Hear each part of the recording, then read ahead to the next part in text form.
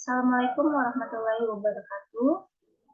Di sini kami dari kelompok 3, mata kuliah riset operasi, ruang 003 dengan dosen pengampu, Pak Pradita Eko Prasetyo Utomo. Di sini kami akan mempresentasikan proyek kami dengan studi kasus pabrik tempe Pak Didit. Di sini kami mengambil optimalisasi keuntungan penjualan pada usaha pabrik tempe Pak Didit dengan penerapan linear programming dengan metode Simplex. Anggota kelompok kami ada Andika Romario dengan NIM 071 dan saya sendiri Putri Angelina Helmisa dengan NIM 088. Di sini permasalahan awalnya adalah UMKM pabrik tempe Pak Bibit ini belum mengetahui optimal keuntungan yang mereka dapat capai dalam proses produksi mereka. Jadi dari situ kami membantu dalam penelitian ini untuk mencari tahu optimalisasi keuntungan pada produksi tempe Pak Bibit ini. Yang pertama, data-data yang kami dapatkan sebagai kendala dalam mengoptimalisasikan keuntungan proses produksi tempe Pak Bibit ini ada 4, yaitu kacang kedelai yang sudah siap untuk dikemas, waktu pengemasan, daun yang untuk mengemas tempe, dan plastik. Di sini kami mengambil mengkhususkan pada proses pengemasan karena setelahnya tempe sudah siap atau hanya tinggal menunggu waktu untuk pengembangan jamurnya. Dan sebelumnya tempe diproses, direbus itu secara bersamaan, jadi tidak ada perbedaan terhadap produksinya. Maka dari itu kami mengambil pada proses pengemasannya karena terdapat perbedaannya. Di sini kami mengambil ada 3 jenis tempe yang diproduksi pada pabrik tempe Pak Bibit ini, yaitu tempe bulat daun yang panjangnya 2,5 meter, lalu ada tempe yang kotak yang dicetak, dan ada tempe plastik. Dengan keuntungan dari tiap produknya, untuk tempe bulat itu 12.600 per unitnya, tempe kotak 4.500 per unit, dan tempe plastik itu 500 per unitnya. Di sini dapat diambil fungsi tujuannya untuk memaksimalkan Z sama dengan 12.600 X1 ditambah 4.500 X2 ditambah 500 X3. Selanjutnya mencari fungsi kendalanya. Fungsi kendala ini didapatkan dari batasan-batasan yang sudah kita dapatkan terlebih dahulu dari data-data yang didapatkan dalam analisis dan wawancara terhadap Pak Bibit. Di sini didapatkan fungsi kendalanya. Yang pertama ada 1850 X1 ditambah 650 X2 ditambah 200 X3 lebih kecil sama dengan 110.000. Lalu 6X1 ditambah 3X2 ditambah 1X3 lebih kecil sama dengan 360. Lalu 396X1 ditambah 180X2 lebih kecil sama dengan 24.000. Dan 1X3 lebih kecil dari 230. Untuk melakukan optimalisasi keuntungan dengan metode Simplex, yang pertama kita harus mengubah pertidaksamaan dari fungsi kendala ini menjadi persamaan dengan menambahkan variabel slack pada fungsi. Di sini ada untuk menambahkan variabel slack-nya. Nih. Dari 1850 X1 ditambah 650 X2 ditambah 200 X3 lebih kecil sama dengan 1000, dari 110.000 menjadi 1850 X1 ditambah 650 X2 ditambah 200 X3 ditambah X1. X1 itu S1 itu adalah variabel slack-nya. Sama dengan 110.000. Variabel slack ini ditambahkan untuk menjadi penyeimbang dari pertidaksamaan ini agar persamaan ini hasilnya menjadi 110.000. Jika tidak ditambahkan, bisa saja nanti hasilnya itu melebihi dari 110.000. Dan begitu seterusnya untuk fungsi yang lainnya. Selanjutnya kita akan melakukan iterasi terhadap data yang ada untuk mendapatkan optimalisasinya. Yang pertama, di sini kita bisa lihat ini adalah data dari tabel yang sudah kita dapatkan terlebih dahulu. Untuk melakukan iterasi, yang pertama kita perlu mencari kolom kuncinya. Kolom kunci ini didapatkan dari melihat nilai yang memiliki nilai terkecil. Di sini fungsi tujuannya memiliki nilai min yang terkecil ada di min 12.600 yang terdapat pada kolom X1. Selanjutnya, kita harus mencari baris kuncinya. Untuk mencari baris kunci ini, kita melihat dari rasio terkecil yang ada. Untuk mencari rasio ini, kita membagikan antara nilai kanan dengan nilai pada kolom kunci yang ada.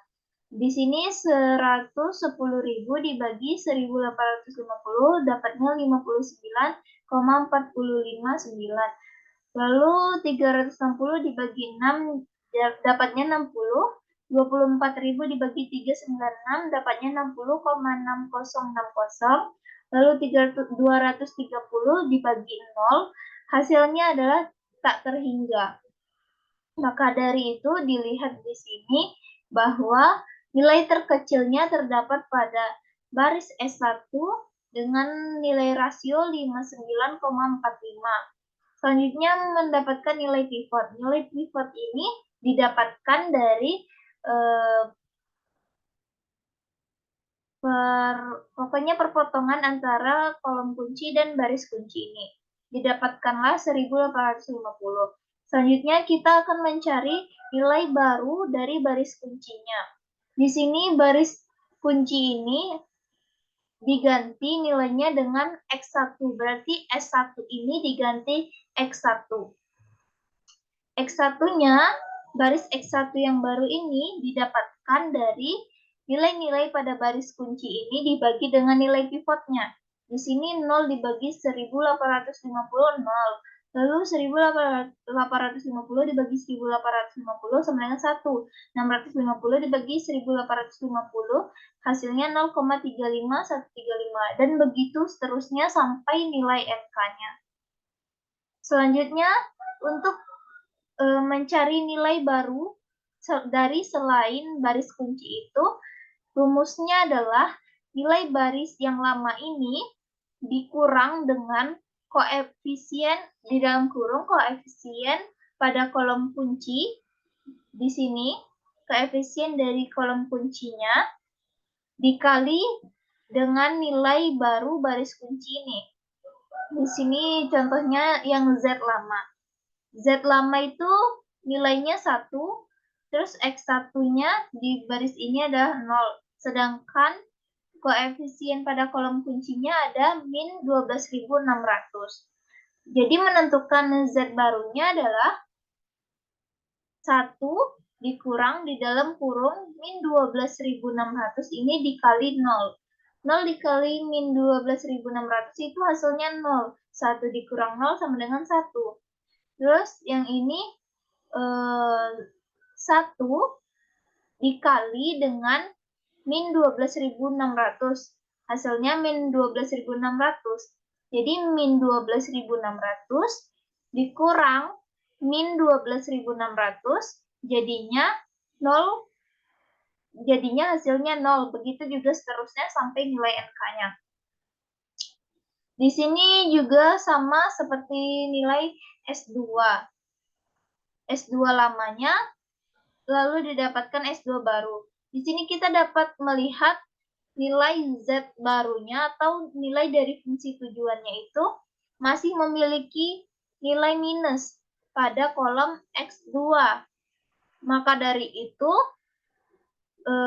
iterasi pertama ini belum optimal karena syarat dari optimalnya iterasi ini adalah nilai pada Z atau fungsi tujuannya itu tidak ada yang bernilai minus. Ini begitu juga untuk mencari nilai pada baris S3 dan S4. Rumusnya sama. Selanjutnya, untuk dilakukannya iterasi kedua, karena iterasi pertama belum optimal, akan dijelaskan oleh rekan saya, Andika. Terima kasih. Pada tampilan ini saya akan menjelaskan bagaimana cara melakukan iterasi kedua. Karena pada iterasi pertama tadi masih terdapat nilai minus pada X2, yakni min 72.973. Yang mana karena ini nilainya negatif, maka diperlukan iterasi yang selanjutnya.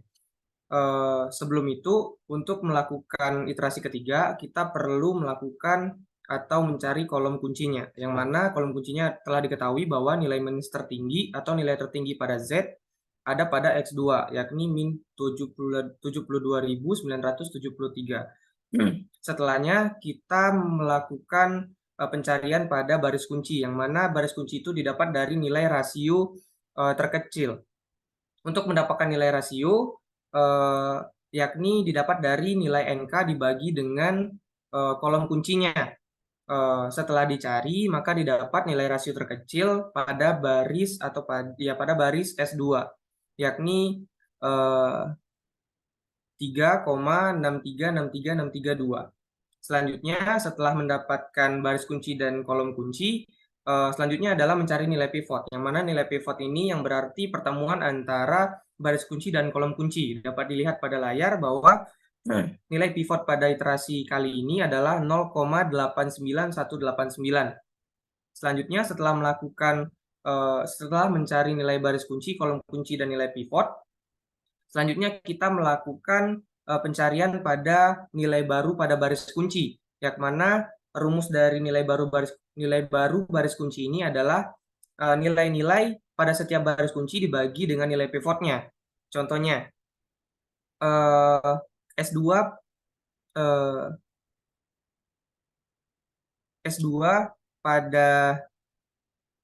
pada kolom Z, coba ke atas Putri. Nih, S2 pada nilai sebelumnya dibagi dengan nilai pivot, yang mana nilai pivotnya adalah 0,89, yang berarti nilainya adalah 0. Begitu juga dengan X1, 0 dibagi dengan 0,891, begitu juga seterusnya.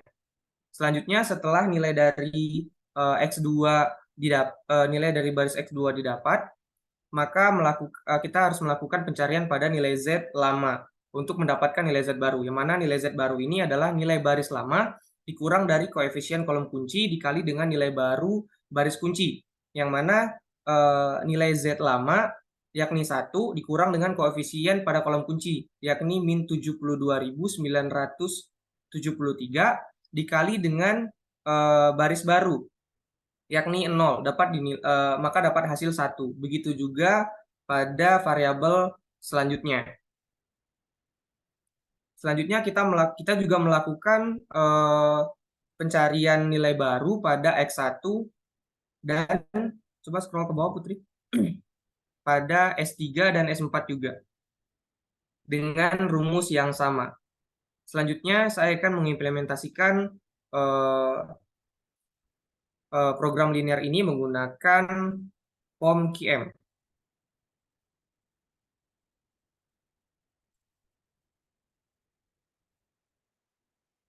Setelah membuka aplikasi POM-QM, maka akan muncul tampilan seperti di share screen.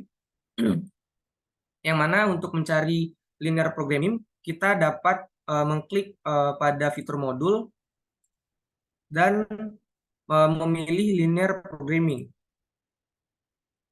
dan memilih new file. Selanjutnya kita dapat mengisi judul sesuai dengan judul yang kita pakai. Contohnya pada kali ini kami memakai judul optimalisasi keuntungan penjualan pada usaha pabrik tempe Pak Bibit.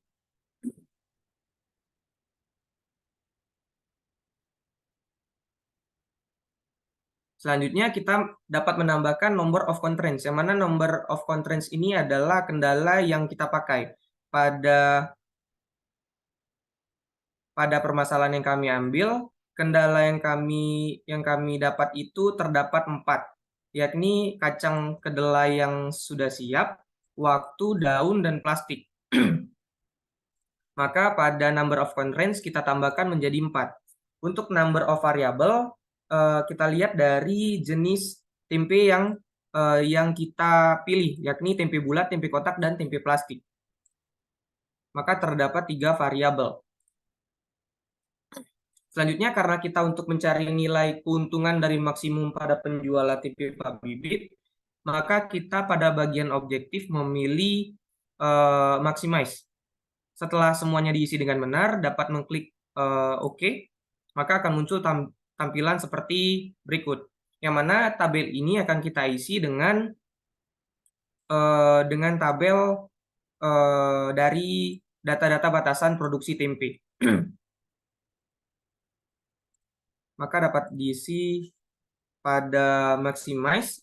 Maximize ini, sebelumnya maximize ini adalah fungsi kendala yang harus kita isi sebelumnya, yakni pada bagian sini, keuntungan. Berarti dapat kita isi 12.600, pada X2 dapat diisi 4.500, dan X3 dapat diisi 500.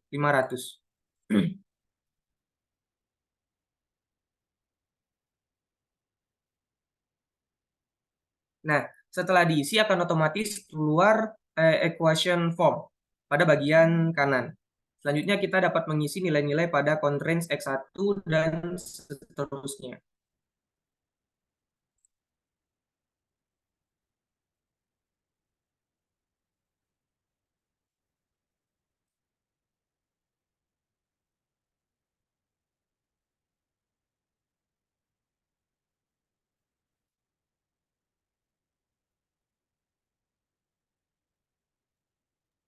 Maaf Andika, itu yang X3-nya 200 bukan 300. Nanti salah hasil. Oh, iya.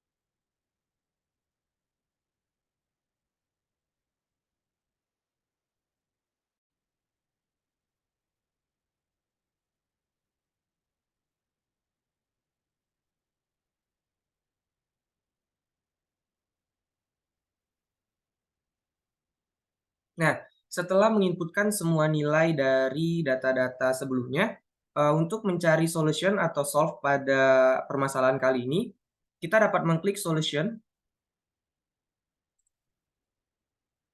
maka akan muncul tampilan seperti ini, dan mengklik tile untuk menampilkan seluruh bagian dari ranging, solution list, iteration, dual, dan linear programming result.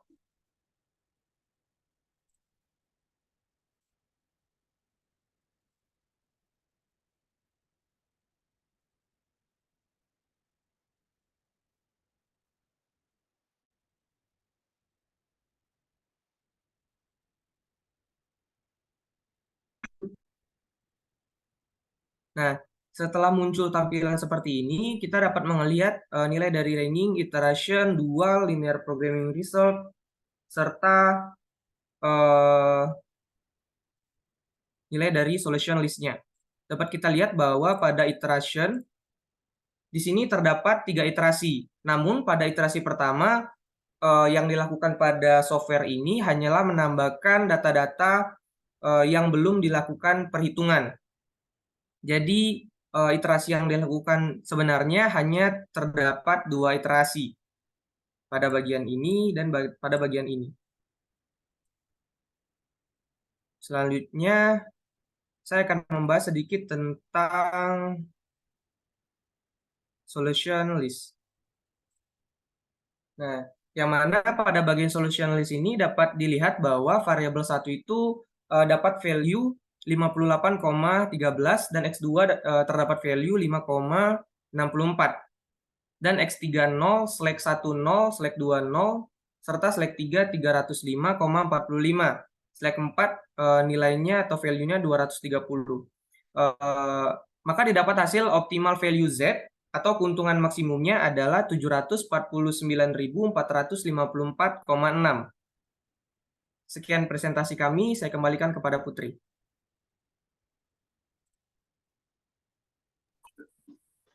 Baiklah, di sini segitulah presentasi dari kami yang hasilnya didapatkan bahwa keuntungan yang dapat dicapai oleh pabrik tempe Pak Bibit ini senilai 749.454 dari yang sebelumnya hanya mendapatkan keuntungan 400 ribuan saja. Perhitungan manual dengan perhitungan menggunakan tools form QM ini tidak ada perbedaan sama sekali. Itulah presentasi dari kami. Baik, terima kasih. Wassalamualaikum warahmatullahi wabarakatuh.